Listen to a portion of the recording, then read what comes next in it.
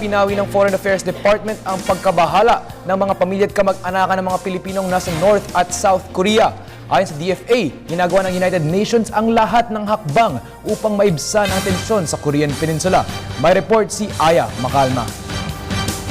Dahilan para magtaas ang alert level ang Embahada ng Pilipinas sa Seoul, Korea, ayon sa Department of Foreign Affairs. Ito ang siniguro ni Assistant Secretary Raul Hernandez sa ating mga kababayan na lubos na nababahala sa kanilang mga kamag-anak na nasa South Korea ngayon.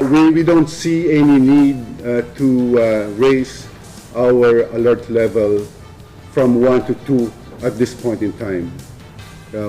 What we are doing is closely monitoring the situation in the Korean Peninsula in coordination with the South Korean authorities as well as with the UN Command and the US forces in South Korea.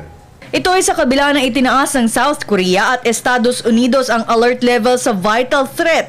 Gayon din ang bansang Guam na nagtaas sa heightened alert. Habang sa China naman ay nagbabala na huwag magdala ng mga turista malapit sa border ng North Korea. Bilang hepe ng United Nations Council, si General Ban Ki-moon ay humingi ng tulong sa China na pakalmahin ang sitwasyon sa Korean Peninsula bilang kaalyadong bansa ng North Korea. Dagdag ni Hernandez, hanggang sa ngayon ay walang nakikitang indikasyon na may banta sa seguridad ang 40,000 Pilipinong nasa South Korea. We have also received communications from the South Korean authorities that there are no imminent